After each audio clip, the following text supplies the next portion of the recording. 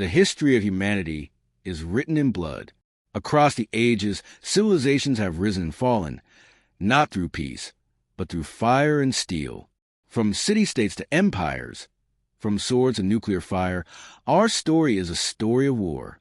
Today, we explore the bloodiest wars in human history, woven together into one continuous tale of ambition, power, and destruction.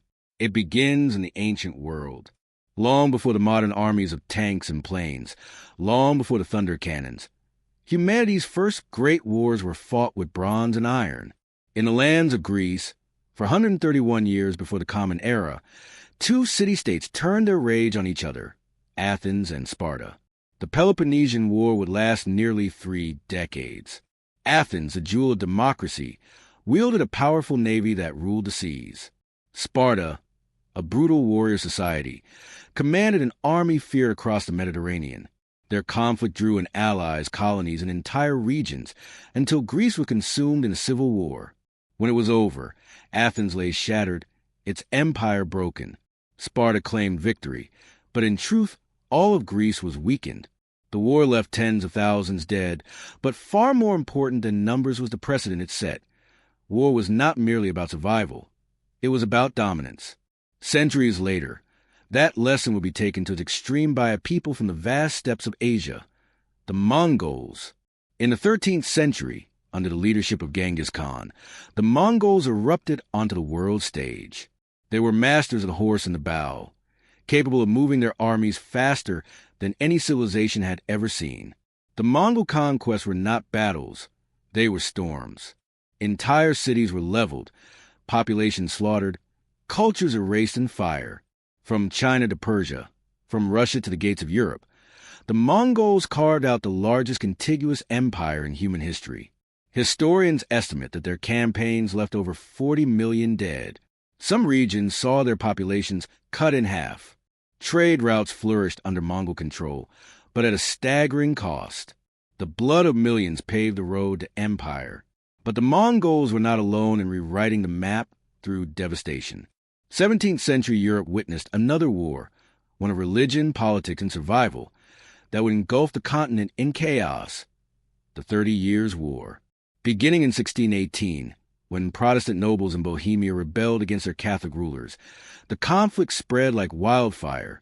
Soon, nearly every major European power was involved. Armies marched across the heart of Europe, burning towns, starving civilians, and leaving death in their wake.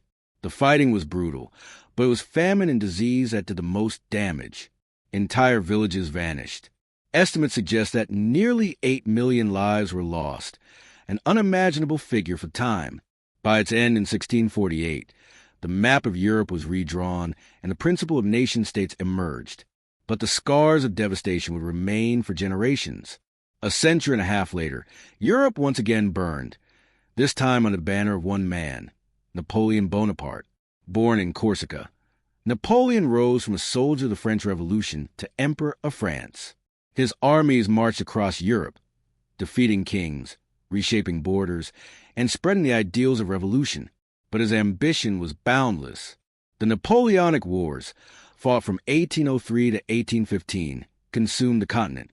The French Grande Army was unmatched in brilliance, but wars of such scale demanded enormous sacrifice. Millions of men fought and died in battles from Spain to Russia. In 1812, Napoleon led his army into the heart of Russia. What followed was one of history's most disastrous campaigns. The Russian winter, hunger, and relentless attacks decimated his forces. Of the more than 600,000 soldiers who entered Russia, fewer than 100,000 returned. In total, the Napoleonic Wars claimed an estimated 4 to 6 million lives. They reshaped Europe, ending the dominance of empires that had ruled for centuries, and ushering in a new age of nationalism. But this nationalism would prove to be a double-edged sword. By the 20th century, nationalism exploded into something far more dangerous: total war. The First World War began in 1914, sparked by the assassination of an archduke, but fueled by centuries of rivalry. For the first time, industrial technology was unleashed on the battlefield. Machine guns, tanks, airplanes, poison gas. The tools of mass slaughter turned entire landscapes into hell on earth. The trenches of the Western Front stretched for hundreds of miles. Soldiers lived and died in mud, rats, and endless artillery fire. Battles like the Somme and Verdun became synonymous with horror. At Verdun alone, over 700,000 men were killed or wounded. By the war's end in 1918, more than 20 million people, soldiers and civilians, were dead. Empires crumbled. Austria-Hungary, the Ottoman Empire, and Tsarist Russia all collapsed. The war to end all wars was over, but in truth, it was only the beginning. Just 2 decades later, the world was plunged into an even greater inferno, the Second World War. It began with the rise of fascism in Germany and Italy and the expansion of Imperial Japan. Adolf Hitler promised to build a 1,000-year Reich, but instead, he would unleash the deadliest war humanity had ever known. From 1939 to 1945, the globe became a battlefield. Blitzkrieg shattered Poland, France, and much of Europe. The Soviet Union became the site of titanic clashes, like Stalingrad, where over 2 million lives were lost in a single campaign. In Asia, Japan swept through China and the Pacific, leaving atrocities in its wake. The Nanjing massacre alone saw hundreds of thousands slaughtered. But the darkest chapter came with the Holocaust, where 6 million Jews, alongside millions of others, were systematically murdered in concentration camps. Humanity had never descended into such organized cruelty. By the time atomic bombs fell on Hiroshima and Nagasaki in 1945, the war had claimed over 70 million lives, perhaps more. Cities were left in ruins. Nations were broken. The world order was changed forever. And yet, even after the Second World War, humanity has not escaped war's grip. From Korea to Vietnam, from Rwanda to Ukraine, blood continues to stain the pages of history. Why do we fight? For power, for land, for belief, for vengeance. The reasons are countless, but the result is the same. Human lives lost, civilizations reshaped, the world forever altered. History's bloodiest wars remind us of one undeniable truth.